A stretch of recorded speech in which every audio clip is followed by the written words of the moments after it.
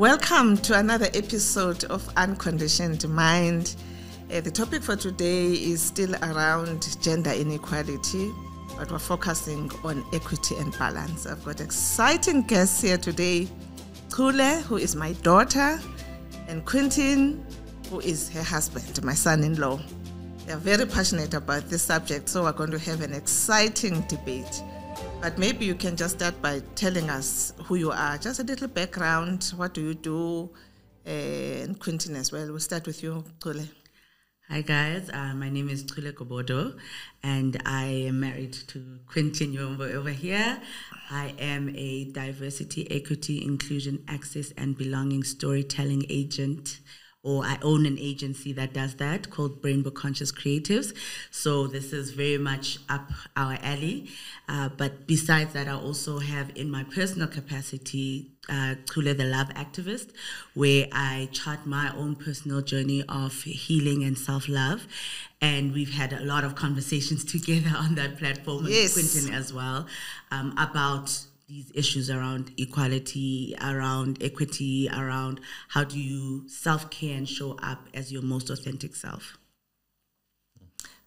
A little background. Yes, I'm Quintine Yiwombe.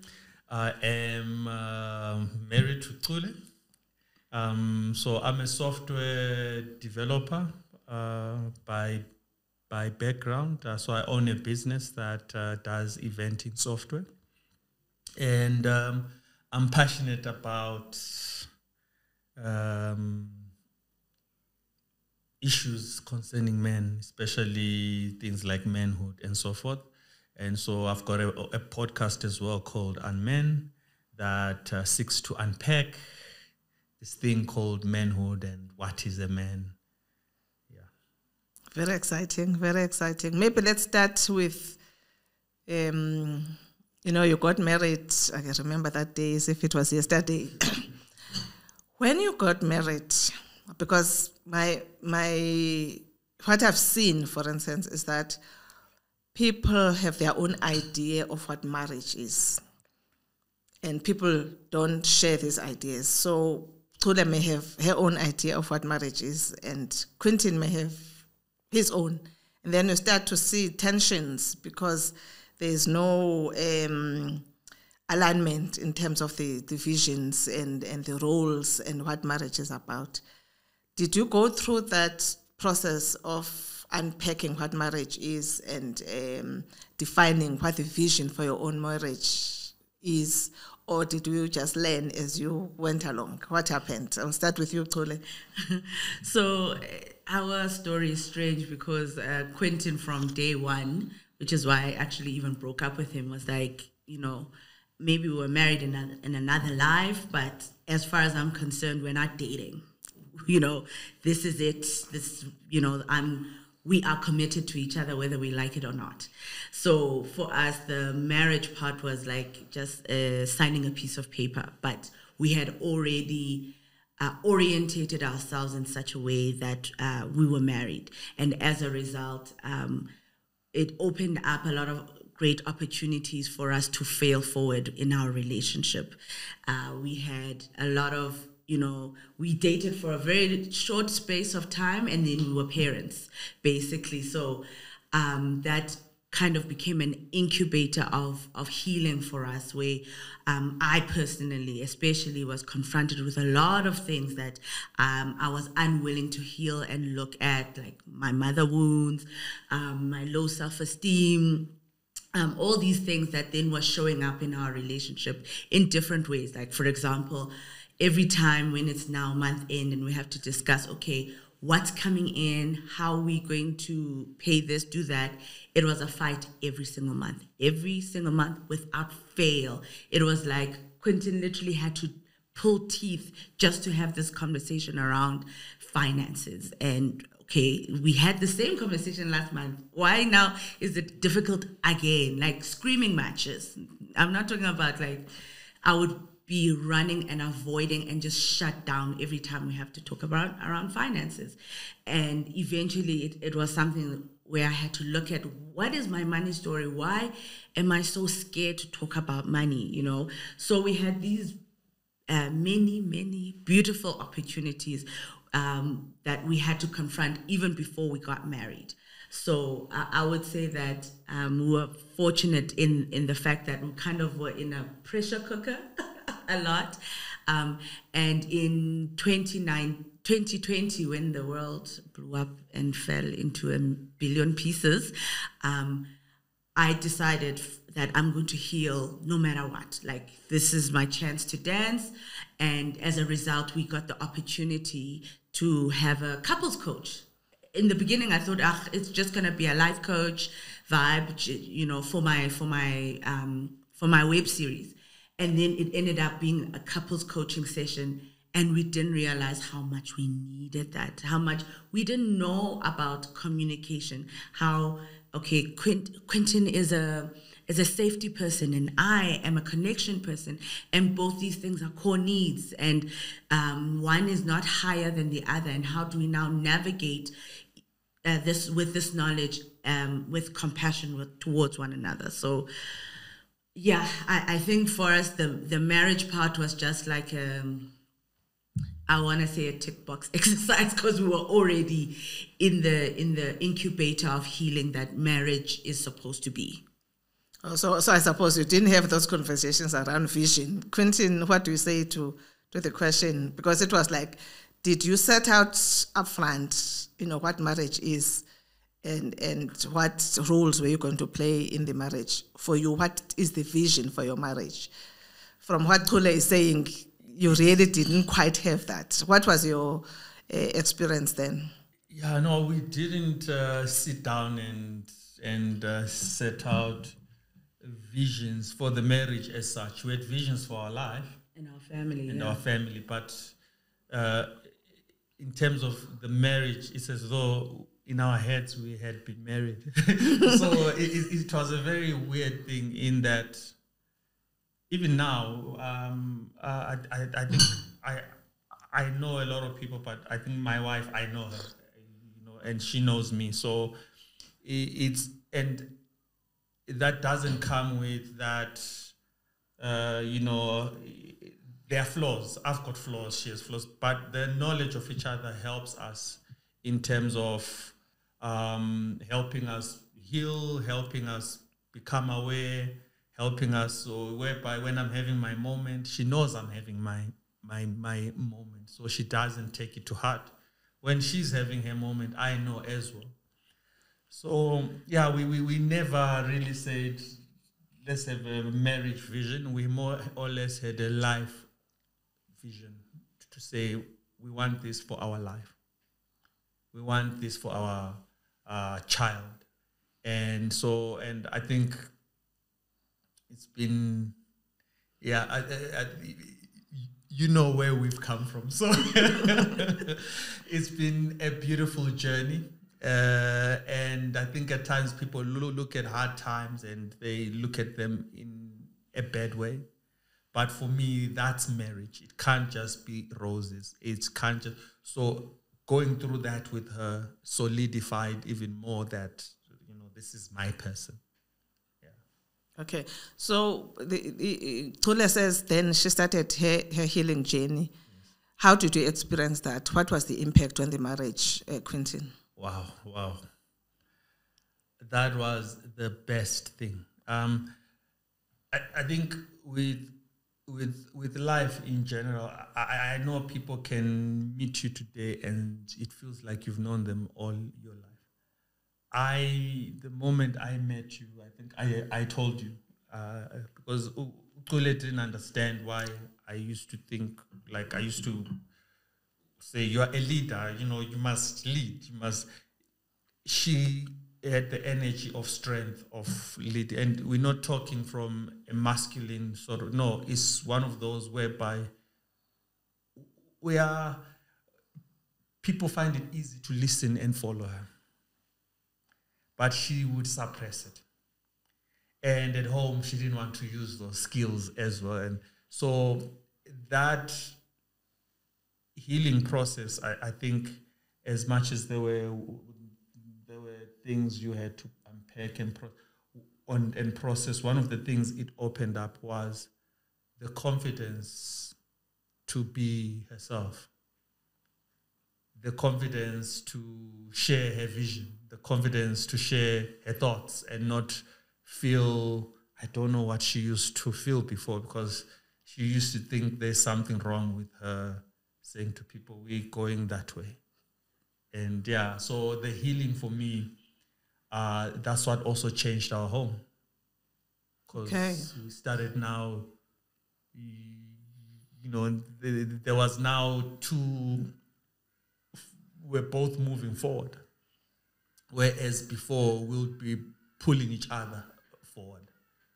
But not, so it would be 2 steps forward, maybe 1 back, and sometimes you take 2 more back. And so, as you saw, we would just be, it was a merry-go-round. We were not progressing. But the big change for me was that, and I think you started in 2019, actually. Yeah. For me, I started experiencing it in 2019, where self-belief, where there was a willingness to work through the things that she felt were holding her back. And then it improved the marriage itself. Yes. I wouldn't say, I think our marriage is based around pushing each other to be the best versions of ourselves. Yes. So her doing that work, I think, improved it in the same way whereby on my side, when there are things that I need to work on, and she would say to me, you need to look into that. So it pushed the marriage forward, definitely. And it wasn't a push, it was more of a rocket. You put rocket launchers. And yeah, it was a beautiful thing to experience and to watch. I think especially because of the almost like pressure cooker that 2020 was. That's why a lot of relationships, the true color of the relationship kind of was shown in that regard. And so Quintin always says to me that because literally as entrepreneurs, we both lost income literally overnight, and 2020 was poised to be, 2020. We had new clients. It really was going to be one of our biggest years. And then literally overnight, it just crashed and burned. And I watched my husband have to process that. And I didn't even realize that this is what I was doing until much later when he shared it with me in our couples coaching, when, he would sleep for hours, 3, 2, and I'm busy still pushing and doing all these things, that in me pushing to heal myself, pushing conversations with a love activist, doing homeschooling with Mali, it inspired him to come out, that he felt safe enough, first of all, to be to feel himself through what he was feeling, but that he had the confidence to come out and reintegrate in a really powerful way. And I think that's not something we hear often in that time. I mean, there was a time when you were unwell and an ambulance came, and we were just making conversation with the EMT driver, and we're like, so during COVID, what are you being called for the most? We're literally just making conversation, and he said, suicides. He's like, in my 14 years of being in this industry, I've never seen so many suicides, especially amongst men. And that's because maybe they didn't have that safe space to be able to fall apart and know that they will be held in that way. And that's the dividends of going on a healing journey, that you are then capacitated, you create space within yourself. I suppose, I think a lot of men as well, our value is in what we can provide. Our self-worth is in what we can provide. So you can imagine in that during COVID, a lot of men providers could not provide. So they felt like, then why am I here? Because their worth was limited to that. And to just add on to what you're saying, I think I appreciated that during that period, I never felt pressure from you. Like I can't recall a memory where you're like, snap out of it, the whole be a man. My daughter. Yes, no. And I think that really watching you, you took over. Okay. Yes. And you look after me, you looked after our child, you looked after our home. And I think for me, that really inspired me as well to say, I need to wake up now. And it was inspiring watching her. And also, it also helped me a lot to know that I've got someone who is willing to put me on their back as well. Mm-hmm, mm-hmm. So this whole issue of roles, now that this is the role of the man and this is the role of the woman in the family, was exposed and put on a platter. So you can imagine if you are supposed to be the strong one and Chule the weak one at that time, your home would have fallen apart.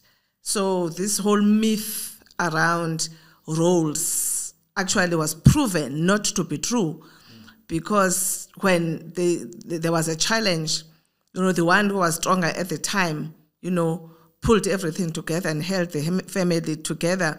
Whereas if she was waiting for you to wake up, imagine what would have happened. Now, this whole topic is about how do we find equity and balance, because women feel in society that they have a responsibility to carry the burden of domestic responsibilities and nurturing the children and raising the children, while the man is supposed to bring bread. But in today's society, both partners are working. So this issue of balance is always related to the woman and never the man. And women feel this burden of trying to be these superwomen who have to do everything around the house. I remember in my case, for instance, I was a CFO, a chief financial officer of a big corporation, and I was carrying this burden because I had been socialized to believe that, I'm a traditional wife, and this is what a traditional wife does.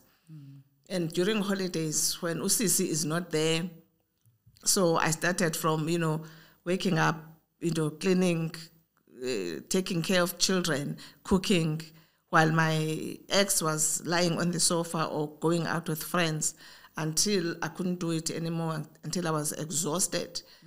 How did you handle this issue of these roles that are defined by patriarchy in your family? Because I've watched you, for instance, that this whole issue of equity and balance, you seem to have mastered it. What is your view, first of all, around what I've said, and how did you achieve this equity that I've observed in your own family?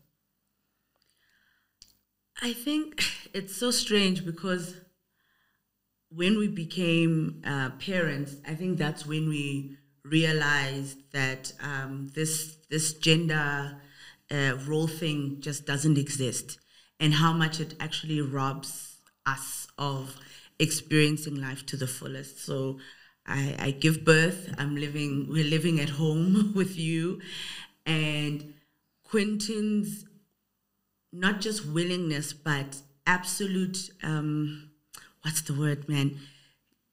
No choiceness. Like, for him, being a hands-on father was not an option. It wasn't optional for him. It wasn't something he had to opt into. At the time, we were in the upside down. Financially, we were just going through a whole lot. And Quintin would manage to sneak in and take care of Mali the whole day, and he was supposed to leave, but he would never leave because he wants to be there at night to feed her, to change her, to do all these things. And so that for me showed or created the energy with which the role definition kind of happened, that there was no role definition. There was just two people being parents to a human being. That was it. And so even when Mali was a little bit older and we were house sitting somewhere, and I was going through also another difficult time because I just suffered a miscarriage and I just completely shut down emotionally. And I would escape to the office. I would spend at least 12 hours at the office, literally. Who's at home with 6-month-old Mali? Quintine. Quintine is the one blending foods, doing hair, bath time. It's all on him. And one day, Quintine sits me down and he's like, we can't carry on like this, where you just, the words he used exactly were, there's the feminine energy in our home is vacant. It's completely missing. There's no warmth because you're just out there trying to build a business. As though now I don't have a business to build. And you don't see that the fact that you have that space is because I'm creating it. And that we're a team, but when you think we're competing, you think this is a competition.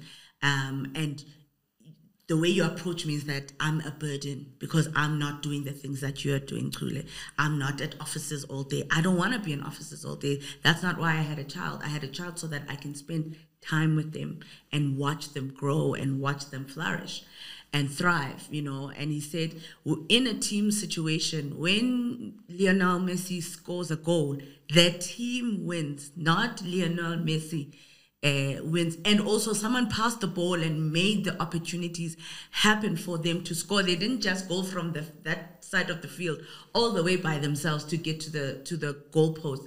And that completely opened me in a way that I really had not been open before because I was competing. I was in competition with him and I was resentful that why aren't you out there hustling? I don't want to be working. I want to be taken care of. I want to be a Hlokomelhan, which is what we call, we watch a lot of dating shows and literally every time they say,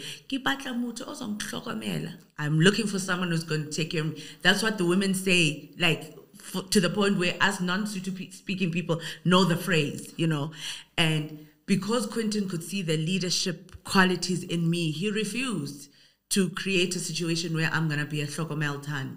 He literally was like, nope, I'm not going to, because I've seen what happens when people become Hlokomelhan and then the man is taken out of the equation and the whole family falls apart. And that is not what I want for us as a family.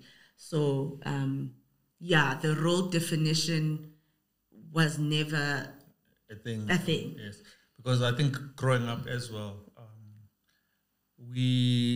I grew up in Zim. So I grew up with my mom Umdala and my gran and my mom's side of the family. Everything was beautiful, like it was paradise. But that paradise was being funded by one in a marriage. In most families, the man was working, the woman was at home looking after the kids. So there wasn't an investment in a woman to pursue her skills, to pursue her passions, and so forth. So what then happened is that if a man dies or if he decides he's got interest elsewhere, families would just go from being a beautiful home to being people would not even be living where they used to live. They would lose houses and so forth. So looking at those things growing up, I did not want that. And I think being raised by strong women as well, I understood the importance. Because my gran, I've never known a Kulu from my mom's half of the family. It's always been Ukok. She's got her own house, she worked hard, but she provided. She was the provider. Yes. yes. When I thought of provision as a child, it wasn't a male image. Mm-hmm. It was just women. That's why this whole man provider thing, as you start to grow up and you start to be told this, and you're like, but from where? Yes. Yeah. Exactly. And also, I think when you started to live with your mom, just tell that story, because I think that's such an important one that helped you not bring in daughter is like this into our relationship. Yes, and also when I started to live with my mom, she was a single parent. So that whole, because as boys as well, as boys, we're allowed to get away with a lot. We will be woken up, served food, catch so good, and then you go eat. Don't worry about the dishes. You leave your cups where they are. You go play again. It's time to bath. There's it's someone else's problem. All of these things, washing your clothes, bathing you, feeding you, and so forth. So then I go stay with my mom, who's a single parent. And she doesn't have all these extra hands that were around when I was with my mom Dala and my grand. So you start to realize that boys don't wash dishes, boys don't do this. It doesn't work. Because now I was in an environment where she couldn't be at work, come home and do all these things. So that's when I started becoming more active, learning how to cook, learning how to iron, learning how to do all these things. And as time evolved, you realize with some things that you actually enjoy them. Mm-hmm. And you realize with some things, I think I'm mild OCD. I like order, I like cleanliness. So it helped me as well, because now I didn't expect someone else to be cleaning up after me. You know, I've got OCD, you must clean up. No, I clean up after myself, and I try and be an example to say, this is how a place should be in terms of cleaning, in terms of ironing, you know, this is how a shirt should be ironed. Yeah. So, yeah. But these roles, I think, for me, they didn't make sense. Women were providers in growing up throughout my whole, until now, the people who raised me and provided for me were all women. Okay.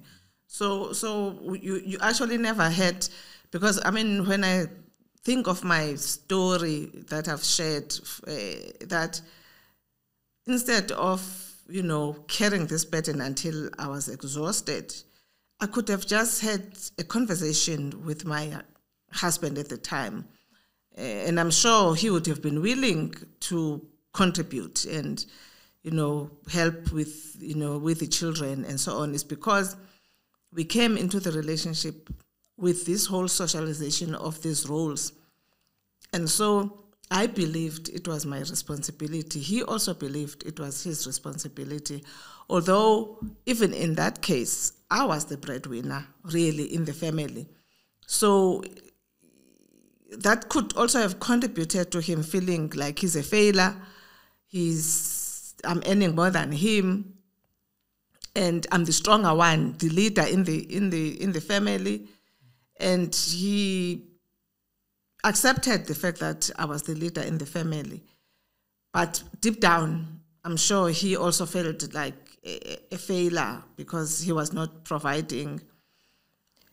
And if we had had that conversation, maybe he could have felt more useful in the family, because he was supporting me to be the provider that I am by supporting me in terms of the domestic responsibilities, which is where I think most marriages are under a lot of pressure, because both are providers, but when it comes to family responsibilities, then the woman gets a bigger burden. I'm not saying men are not playing other roles, like you find women who loses husbands saying, I don't even know where to license the car because my husband used to take care of those things.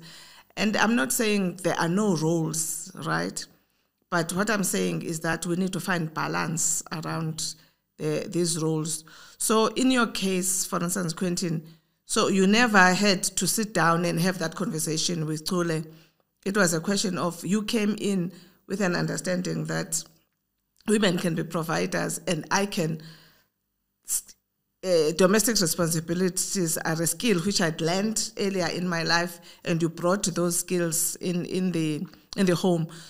I mean, I've spoken to women who said, you know, the husband expected her to prepare breakfast every day because my mom used to make breakfast for us every day. So to the extent where they had to go to therapy to deal with this issue of how can I have such a burden? I'm also rushing just like you, and so on. Or someone saying, I want to have dinner at 7. And the wife saying, we come home around 6.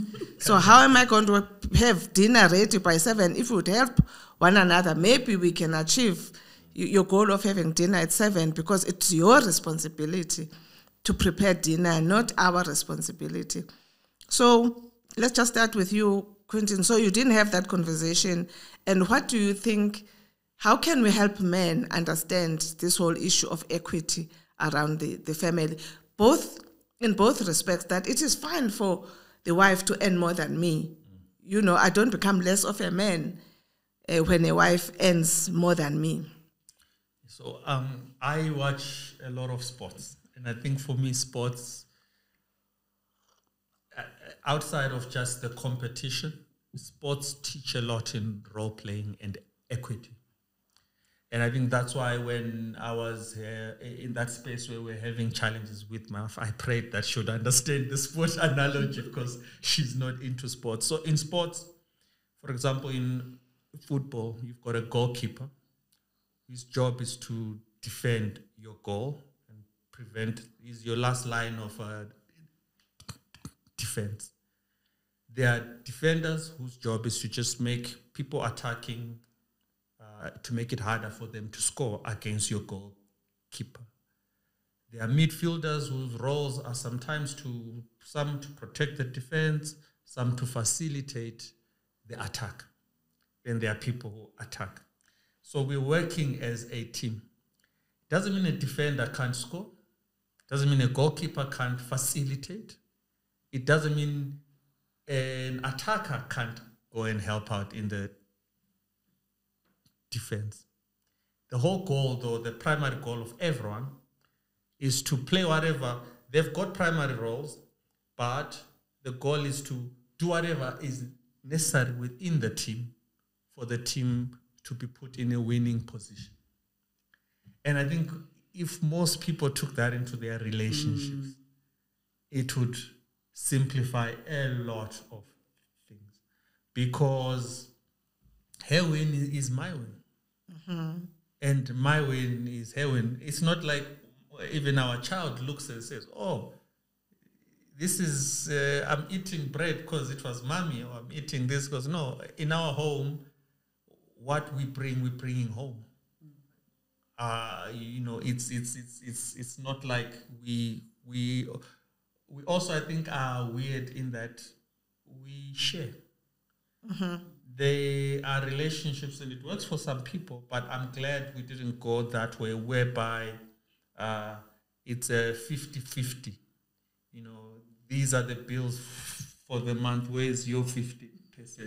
I don't know how that works, because in COVID, I wouldn't have been able to give you your 50%. Yes. You see, so I like that we got to that space where we are essentially a team. We are a team. When she can't do, I'm not going to complain. I do. When someone's trying to score and the goalkeeper is out of position and the ball's about to go in, a defender is not just going to allow it to go in because it's not my job. No, you clear it. So that's the mentality I think we've managed to create in our relationship, to say we are a team. Yes. Okay. So you are a team around everything, in terms of provision, in terms of household chores, and in terms of raising the children, nurturing the children.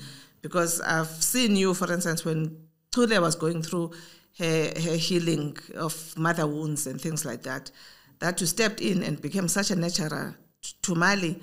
So if you didn't step in, you can imagine the kind of psychological damage that could have happened to Mali if you didn't step in and became the nurturer. So we need to deal with this socialization and this conditioning, I want to ask you, Chule, our society is conditioned around these rules.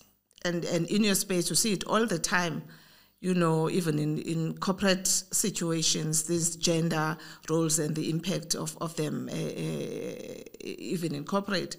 So, because everybody is conditioned, I believed that it was my role to take care of domestic responsibilities. My ex-husband also believed that. So society is wired around these roles. We are conditioned, men are conditioned to think that they are the providers, they are the protectors. How then do we deal with this conditioning? Yeah. I think the big thing is that we need to understand where things come from and why they worked when they worked. So when we were living in the wild, it made sense for the man to be the one who goes out and hunts, because just from a body perspective, you're stronger, you have more endurance, and it makes more sense for the women to stay home and take care of the family, right?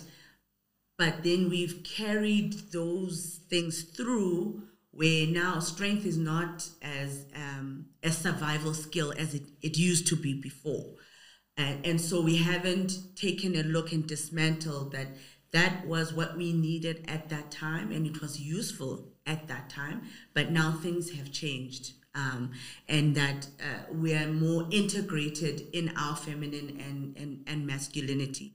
And that, first of all, masculinity is not for men and femininity is for women. We need to understand that every single person carries feminine and masculine energy within them, what those things are. So, for example, feminine energy is that big visioning, the empathy, the one that has that big vision. And the masculine energy within you is the one that then executes and says, okay, here's the operational model of getting to the big vision. And so when you see a Facebook or an Amazon, it's because they managed to take the big vision and action it. They took their feminine and their masculine and they found that middle ground to be able to create something. So when you understand that, in fact, we have all these beautiful opportunities that lie within us by leaning in our masculine and our feminine, and that the goal is integration. The goal is finding the middle ground, not leaning too much on the feminine or leaning too much on the masculine, but being able to integrate so that you can benefit from all the gifts that both sides have to offer. When we have that understanding, then it creates space for a man to show up more emotionally and more tenderly. And for me to understand that I can give that tenderness as well and hold space for him. Because one thing we need to understand is that as women, we also are the gatekeepers of patriarchy.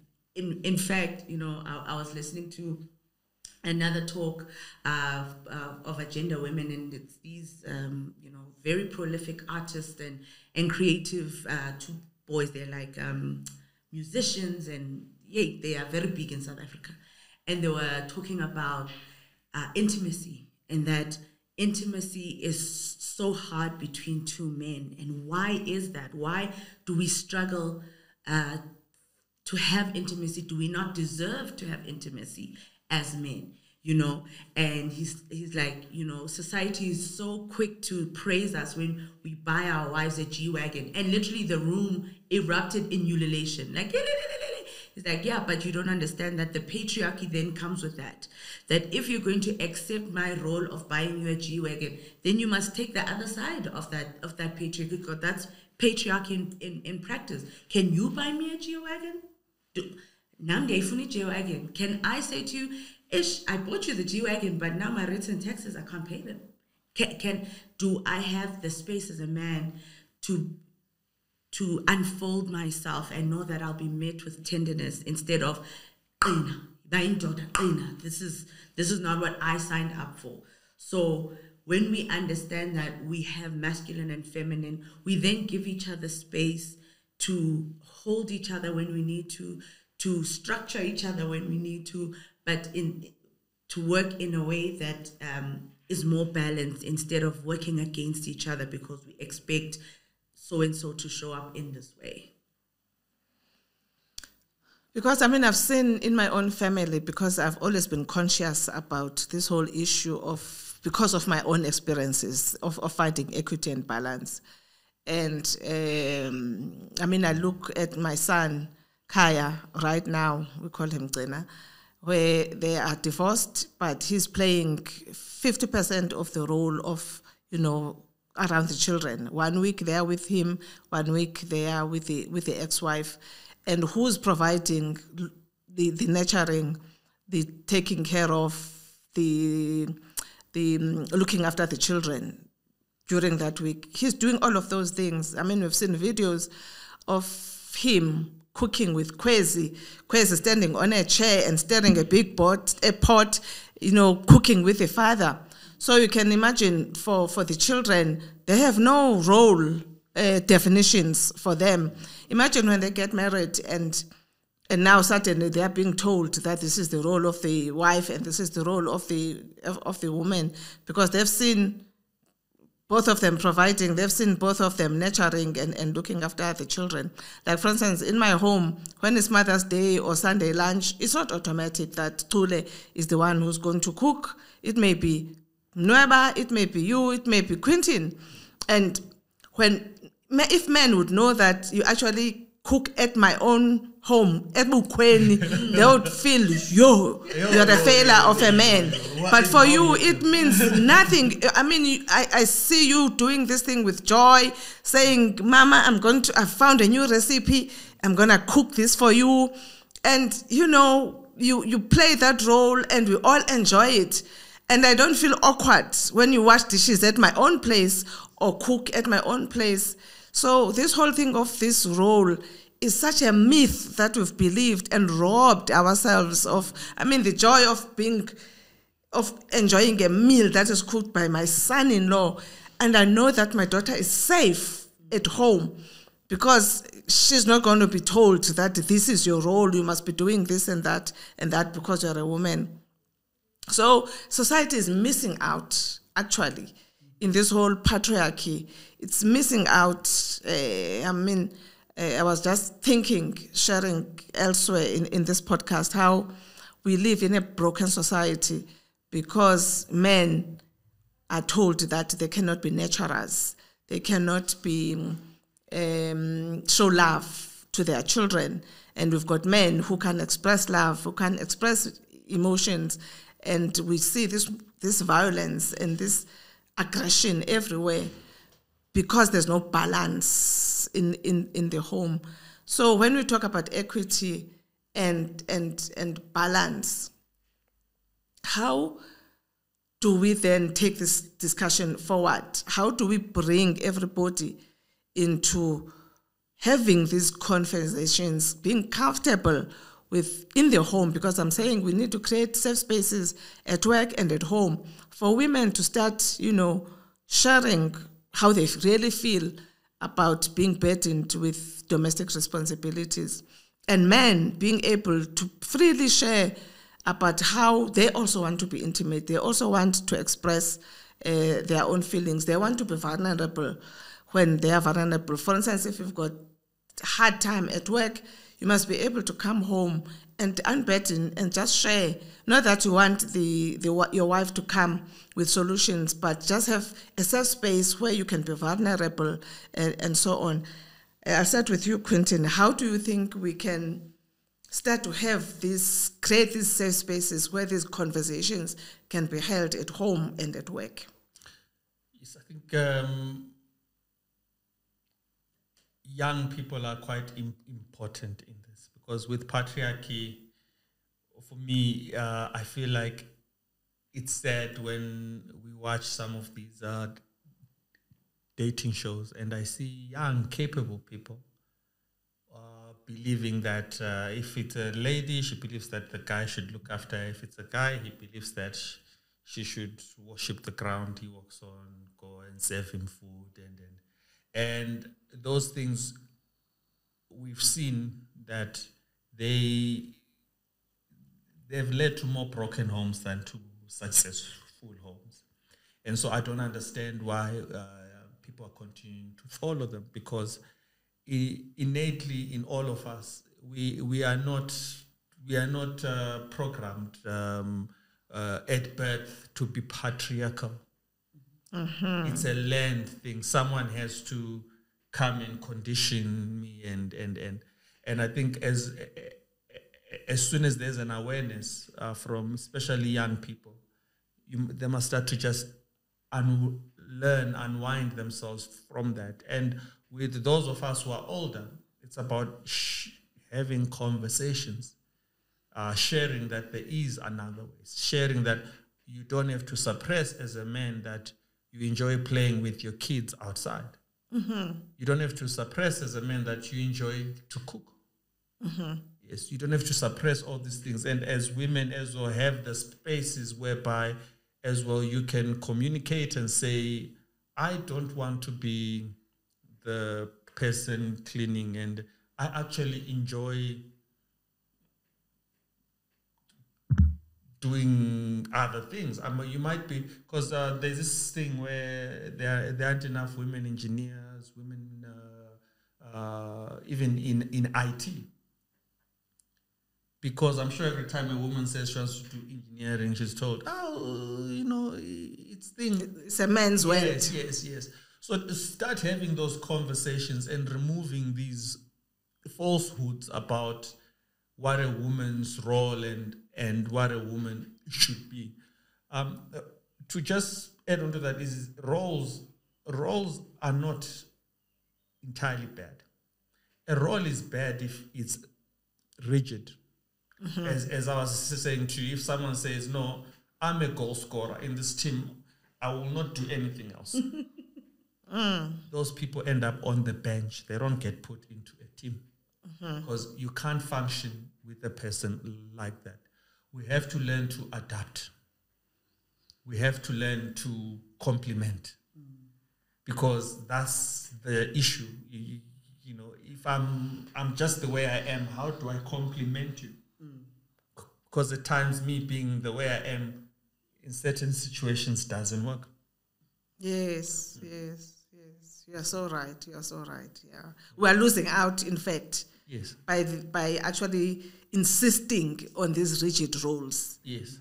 Because now with men, sometimes you've got a sensitive child. I believe as a young person, I was a very sensitive child. Then you have this hard man. So my being sensitive now makes me what?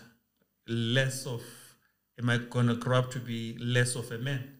And I think many young people suffer from that, whereby their sensitivity as children or whatever, they then are told harsh words.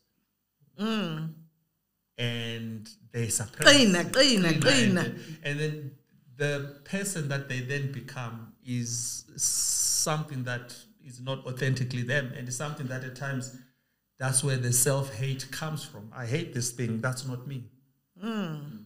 So there's a lot that I think in our own individual spaces we can do, but the best thing is to share, communicate, and to just be open to new things. If you, I must imagine some people have been living in this indoor this for like their whole lives.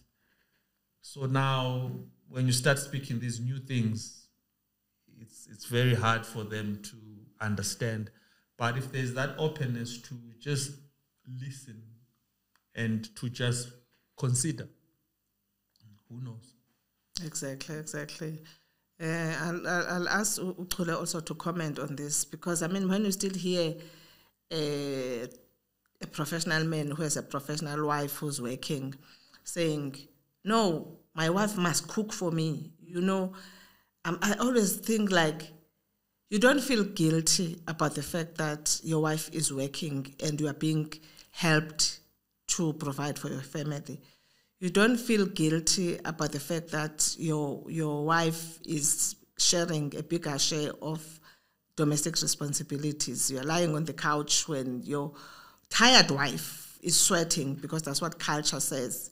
You don't feel guilty about the fact that sometimes women have to suppress their own ambitions, because they've got these responsibilities that society has put on them. So I can't take that promotion because then I'm going to be seen as a failing wife and a failing mother because I'm not there for my children, I'm not there for my husband. But the man doesn't feel guilty about the fact that I can achieve my highest goals because I've got someone at home who's taking care of all these other things that I'm not helping in. But women are the ones who are feeling guilty about balance. And the man feels no guilt. So why should women be feeling guilty about being, I'm not a good mother, I'm not a good wife, when the man is feeling no guilt about this lack of balance in the family. So again, Chule, how do I address this? How do we create these safe spaces where we can start to have these conversations and find equity and balance in both the workplace and at home? This will be an unpopular opinion, but a lot of the time as women, we are very quick to take the victimhood coat and wear it, the mbokodo, you must be mbokodo, you must be this, the woman holds the sharp end of the knife, and we accept a lot of abnormal things based on culture, So I think the first step is understanding as a woman, as a person, someone with personhood, how much power you have, because you made a choice. This man didn't just appear out of the ether. Sometimes you didn't have a choice, but the majority of the time, let's say you made a choice and you picked this person based on whatever you picked them, including conditioning, including the things that your conditioning has allowed you to look out for as safety and. So a big thing is about us, first and foremost, before we can have any conversations about anything, is taking back our power, and the responsibility taking back that power comes with, right? So that, a big thing before I met Quintine, I struggled in relationships. No relationship would last longer than 3 months. And I honestly, truly felt that the power lay with the man, that I was a bystander within the relationship, and should he choose to end things, then that's how things happen. Until I read Scott Peck, Road Less Traveled, and the line that broke me apart was, if you're not part of the solution, you're part of the problem. And it made me look, man, in the last 5 guys, they all had this a similar story. I just broke up with my 7-year relationship. I just left the love of my life. I'm getting divorced.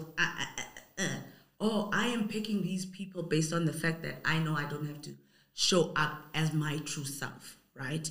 And I'm picking people who are emotionally unavailable. And another thing then that hit me is that, men are people with hearts that can be broken by me. I have the power to break that heart, not myself. And when I understood those tenets, I was able to make a more informed decision about, because, for example, we always blame culture a lot of the time for the inequality that we experience. But a big thing around Ubuntu that a lot of us unfortunately don't know is that Ubuntu doesn't say I am because you are only. It says I am because of all that is. I am interconnected, interrelated, and interdependent on all that is. And so when you understand your interconnectedness and you make choices out of that interconnectedness, you go, am I going to be able to create space for this person?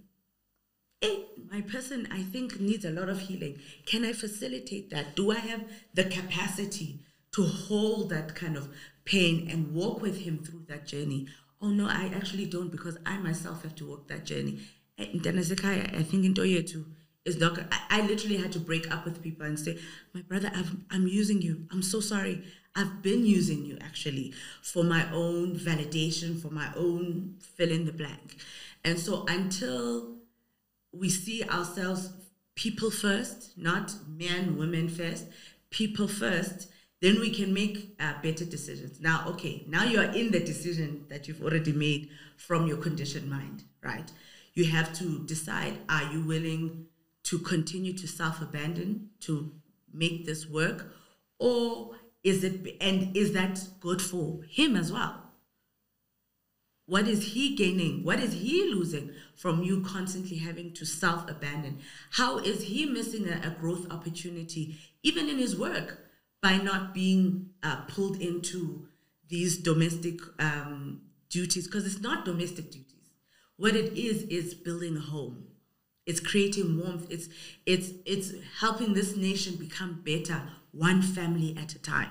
It's not you washing the dishes. When Quintin washes the dishes because I'm busy at that time, and he cooks and he wakes up and takes money to school, he's creating space for me / creating space for the nation. It's not just the economy. Yes, the economy. It's not contained within our household. The benefits ripple. There's a ripple effect to those benefits. And so when you start to look at things from an interconnected place, then you start to see, am I contributing by having to fold myself to be what this person needs me to be? It becomes different. Or you can see how big the stakes are because you are so powerful. You understand how much power you hold as a woman, as a man, as a womb, as a whatever. And then you move within that power. And another thing about power that we don't understand, power cannot exist without love. There are two sides of the same coin. And so to think that the power only sits with this person or with that person, it's an illusion.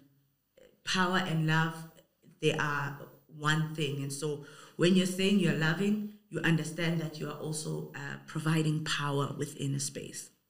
Wow. That's so true. I established Awakened to awaken Black people and women to who they truly are, because I really believe that we will never move forward as a nation if these two inequalities are not dealt with. And so my whole issue is around, let's deal with these imbalances between the genders, because once we solve that problem, women will be free to awaken to their true selves, men will be free to awaken to their true selves, and again, the ripple effects of that will flow into the workplace, will flow into the nation, we'll have a healthier nation, we'll have a growing economy. When women are not self-abandoning, both at home and at work, and they are free, to bring more bread at home. The home benefits, the economy benefits, the workplace benefits. But when they have to self-abandon and choose lesser roles at work so that they can fulfill this big responsibility that society has put on them, everybody's losing. And so I established this podcast, Unconditioned Mind, so that we can start having these conversations, right? And start creating these spaces. Because hopefully when people hear this kind of conversation that we've had today, something will start to happen within themselves. What am I missing by being a staunch traditionalist in terms of what manhood and patriarchy is about? What am I missing as a woman by accepting this conditioning of my role in society at home and at work? And by having these conversations, we'll start to loosen the grip around these roles, and we'll see a healthier nation, healthier homes, and less violence. Less violence. I just wanted to add on one more thing to say. I think authenticity, for me, that's very important. When, for example, my wife, like, who you are, I think if you recall, there's been in the past where we would argue, and I would always say, "Good, I don't pretend with you," and I never wanted to pretend with me.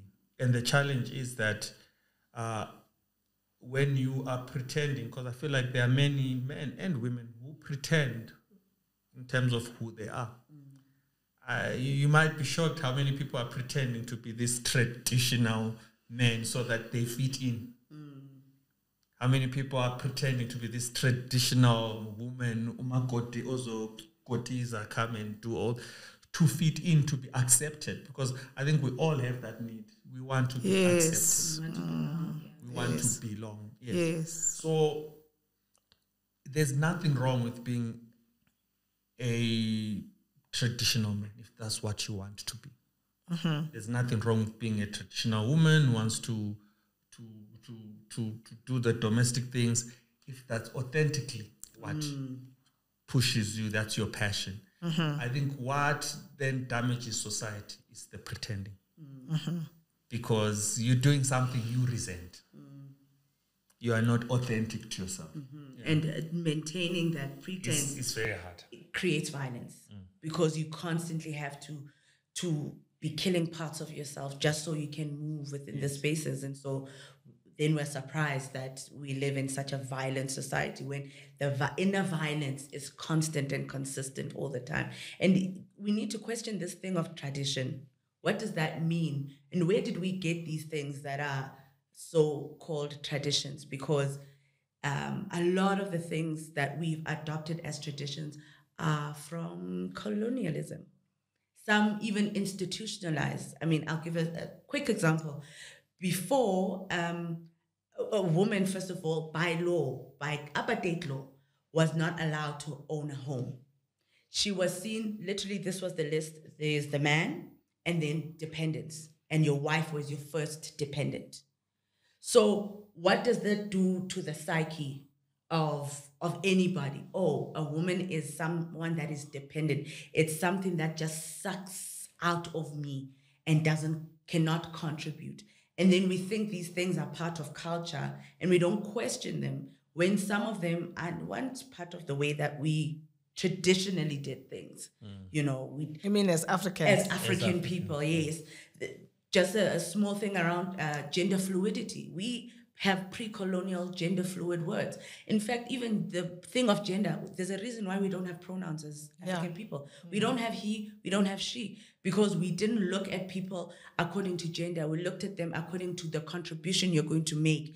Here, umfazi, for example, translates to the great mortal because they are the vessel in which souls come into the physical plane. Intombi is not a girl, it's the one that has a menstruation, who menstruates. Because we used to look at things that Lorna contributes like this in our community and in our society, not because you have breasts, this is what you're supposed to do. And anyway, culture evolves. Right, we could have adopted whatever traditions, but culture evolves and we should allow culture to evolve, which is why we have these contentions between the genders because we're just refusing to allow culture to evolve. Thank you so much for this episode of Unconditioned Mind. And as Awakened, we say we need to awaken to our true selves, to our authentic power. Thank you, my guests. It was a great conversation.